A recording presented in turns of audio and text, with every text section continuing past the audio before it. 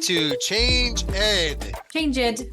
your favorite, top-rated, most listened to in the entire state of Hawaii podcast for educators by educators. And I'll tell you this is free. There's no extra cost for this. Wow. We are changing the landscape of education through these podcasts with these conversations, one episode at a time. And I'll tell you what, Patrice, we got a pretty good episode today. Another one. And this, we're not just saying it either. No, we are not just saying it. This is the thrice time that we've had this guest on this podcast. Is that how you use the word? I'm not sure. Yeah, thrice. It felt right until you questioned me. Thrice time. I don't know. We're going to have to look at that up. Thrice. Please don't. Let's not look that up. We're just going to start the show. And let me tell you, I am your host, Andrew Kuhn, education consultant from Montgomery County Intermediate Unit. And here with me is the best host, Patrice Semachek, out of the Montgomery County Intermediate Unit. And I am continually an educational consultant. I'll tell you what, I won't look up who's actually the best host if you don't look up thrice and the use of thrice. Okay, deal. Let's not delay and get right to our guests. We are thrilled to have here with us again, John Spencer, author, educator, world crusher, father, right? You do all these things, John. We're the same age and I'm doing nothing with my life as compared to you. So we're thrilled to have you on here on the show so you can share with us your experience and your wisdom. Well, thank you so much. I'm glad to be here. And I think you're crushing it as well. And I think, Patrice, you are crushing it better than Andrew, but that's all right. Everyone says that. Oh, yes, this is like a national thing. I get this everywhere I go. This is why this partnership's not going to work out. And I will have a new co-host next time we get together, John. No, but really, I'm glad to be here. This is always fun to talk to you guys. Thank you. I was reading part of your book, and it's the whole idea of like being human-centered in a tech-infused world. So you're being human, but all of these things are here to help improve or to reduce that cognitive load we were talking about, or to help you be able to experiment and try new things. I think that's brilliant. I love that. And I wrote down all of it.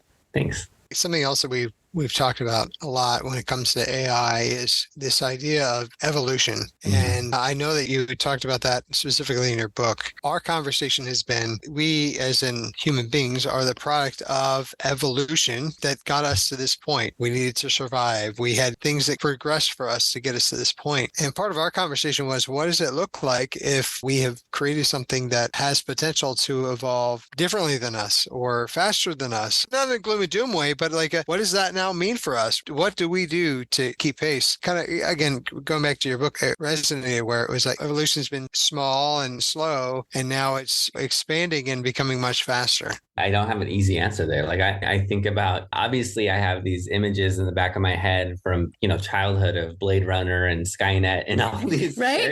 Every time I think of that. Yeah. Right. And then I'm also reminded of this other reality that all technology is a trade-off, and we have to think very wisely about the trade-offs that we're making in the moment. And we have to take on a role of humility and recognize that we can't always predict what those changes will be, good or bad. And so I think it's where ethics becomes so important, right? Like we as educators have to be ethical thinkers about this stuff. And that's where I think the shift in what we're teaching and how we're teaching needs to really come into play. Like we no longer as educators have to be the imparter of knowledge. We have to teach kids how to think differently so that when they do interact with chatbots and the stuff, deep fakes and all that other things that are happening through AI, like my kids, I'll tell you, if it's on YouTube, my kids believe it. And so like, I think that's where we have to help our teachers and our students understand that the shift in education is not in what we know, but how we use what is out there for us to begin to think critically about it. Absolutely. Educators are being asked to do something that we haven't necessarily experienced ourselves. With AI, we're being asked to think critically in a different way and to kind of embrace it in a different way, but also prepare students to think critically. So we're providing them with a launching pad. And I know there's been a lot of conversation in recent years with education about, we're preparing students for the future, we're preparing them for tomorrow, and we don't know what that looks like. But I'm curious on your perspective with the arrival of AI in the form that we are now discussing and experiencing, because as you said, it's been around for a long time. Does that change the conversation when it comes to the world of tomorrow? Are there things that we might know now that we didn't know before that we could discuss differently? Yeah. So I think with the arrival of AI, what we now see is our world is about to get much, much more unpredictable. It's already pretty unpredictable, right? So our students will need to be adaptable. I think it was in the book Empower, I kind of came up with this analogy of like, for years, we've been taught this formula: work hard at school, graduate from college, climb a corporate ladder. Mm-hmm. And the ladder is now a maze. What's interesting is with a maze, what do you need in order to navigate the maze? When I talked with my own kids about this analogy, I don't know why I hadn't done this earlier. This year, I was just talking through this concept with them. They're not terrified of the maze. It's really interesting. Like I am a little bit. I kind of like the predictability of a ladder. My oldest said, and he's hyper competitive, super into baseball and stuff like that.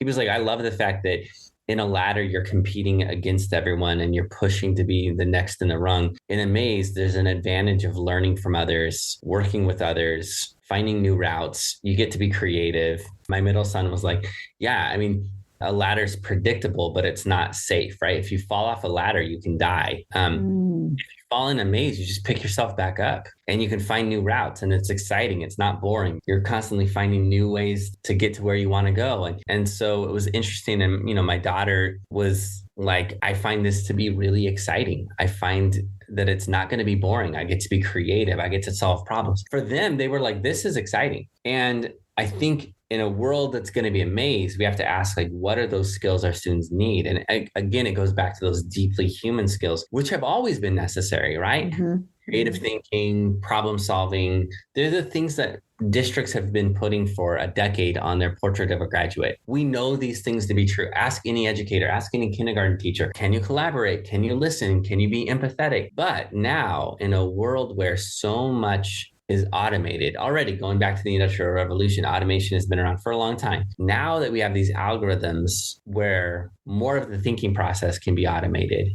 we have to ask, what are those things that humans do best? And I would argue it's contextual thinking, it's empathy, it's divergent thinking, it's that notion. And I mentioned this in the book, but one of my favorite analogies of this, or ways to think about it, is AI will always beat a chess master.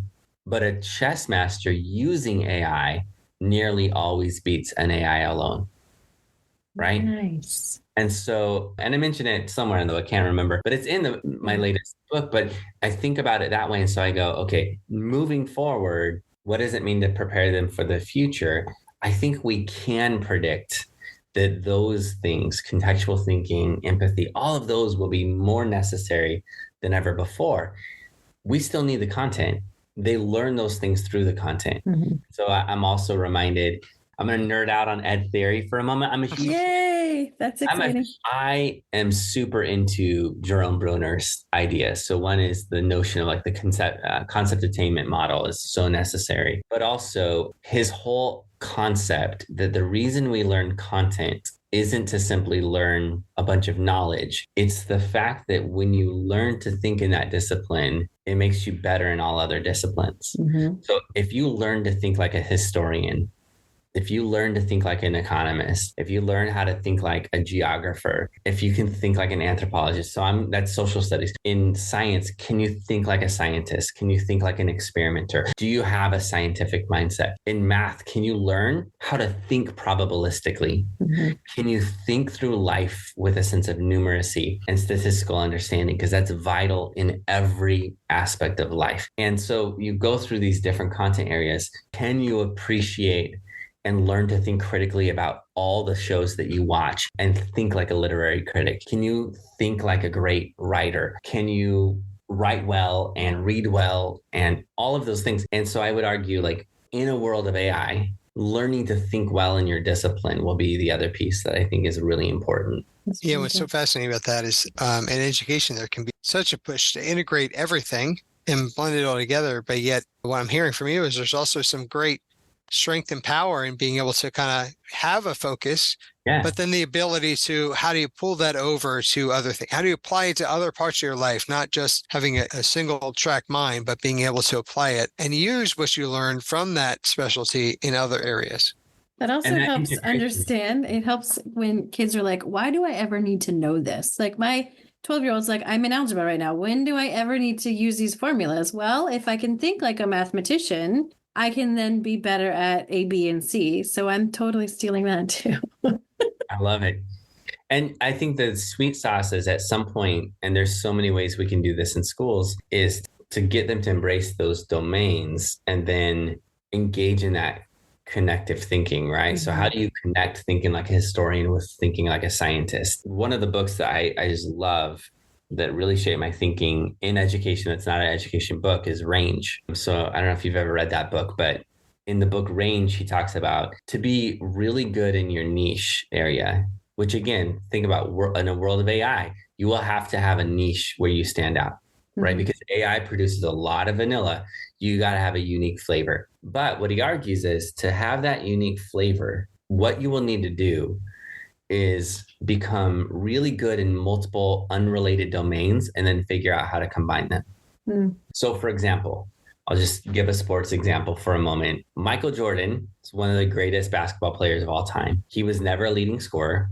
He was never number one on defense. He was never the best three-point shooter. He was never the best at passing the ball and assists, but he was a solid B+ in every one of those areas. And then he figured out how to combine them, right? That's what makes you great. Mahomes is having a weaker season right now because his wide receivers literally drop the ball every time. Mm-hmm. Watch the Kansas City Chiefs. Mm-hmm. But what makes him a great quarterback is he's not the best. He's not the most consistent. He doesn't have the strongest arm. He doesn't have this, but he's like number 2 or number 3 in all those areas.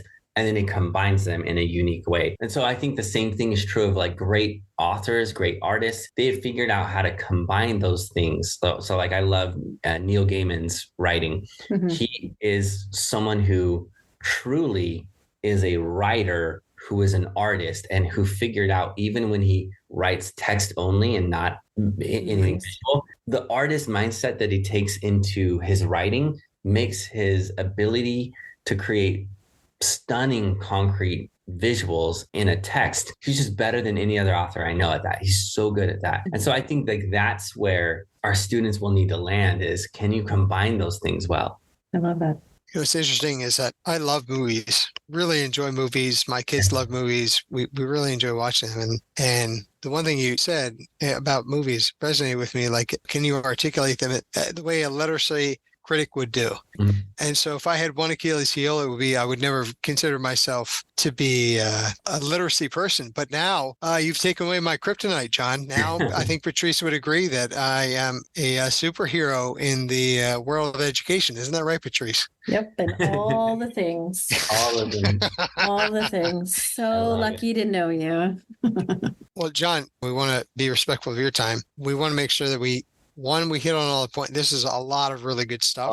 I appreciate it. I just want to say, like, I've had fun. I have such a go schedule that like this week I'm off. And so I'm like, this feels like just chilling with fellow edu nerds. Like, this is a lot of fun. It is. It is. I love and my dog is so well behaved. I don't know if you see her back there. You give him a big old that's awesome. I'm going to use it as a badge of honor, being like, I'm an edu nerd. And you know what? I got that from John. Listen, John let's change our email. Yeah. That's how we should introduce ourselves from now on instead of that's great. No, from the Montgomery County. Speaking of badges, like I think I posted this online, but I created a whole set of badges that are introvert badges. I did see those. I love them because I'm one of those like extroverted introverts. Like I can be extroverted when I need to for work, but I would really like to just be quiet and be on my own for a while. So what's one thing I should add to my badge? Like what's one thing where you would give yourself a badge when you experience it as an introvert? I want to hear. Hold on, I gotta go see what you already have on there. I saw them, but I didn't. Well, don't worry, it could be ours. Don't worry. What's one thing that and this is going to sound really terrible. I enjoy going places with Andrew, and this can't be a thing, but I enjoy going places with Andrew because he is not an introvert. He he pews people. So we have Here this we go. thing Here we go, John. where he's like pew and all these people, right? And I love being the person next to that person because I'm in the conversation, but I'm not the one that has to do all of the work to get into the conversation. Because once I'm in the conversation, I think I'm good. It's the initiation of the conversation and like the small talk. I don't do small talk. I don't do it. And so, yeah. So if you can come up with a badge for me being the person next to the extrovert. I love it. Yeah, that's what I enjoy. And then after an hour, I'm like, okay, we're done. And actually, John, ironically, what happens is that people end up liking Patrice better, right? Like they're more gravitated to her. I'm like, I did all the work here, right? Like I hooked this fish, and now she's the one eating the fish. Every It time. happens every time. It's really, it's fun. That's so funny. That's my wife and I, though. That's why I think we work so well, because he does all the pewing. And then people remember him in his bow tie because he wears the bow tie everywhere. That's all I got. That's all I got, apparently. That's all he's got is the bow tie. But then, yeah, I think that's why we work so well together.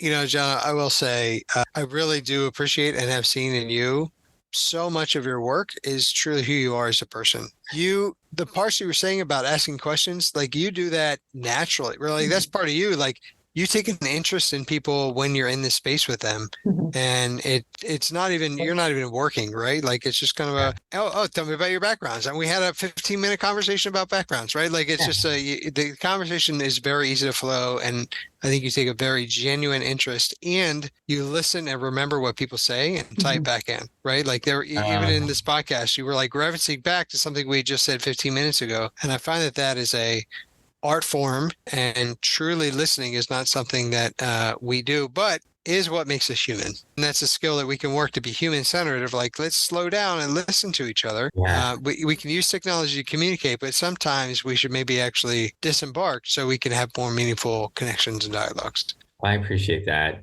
John, believe it or not, we're actually out of time for our 15-ish minute podcast. This happens every time you come on the show. You always have a seat here. You're always welcome. Thank you for coming on Change Ed. We appreciate your insight. We appreciate the conversations and the dialogue, even though you think Patrice is crushing it more than me, which I still have questions about that, but we can talk about that offline. No question. On behalf of the entire Change Ed team, thank you for tuning in, for listening, and making this the top-rated podcast in all of education. We're here to remind you that to best help our students prepare for tomorrow, we need to have them stop trying to climb a ladder and prepare them for the mazes of the future. And subscribe.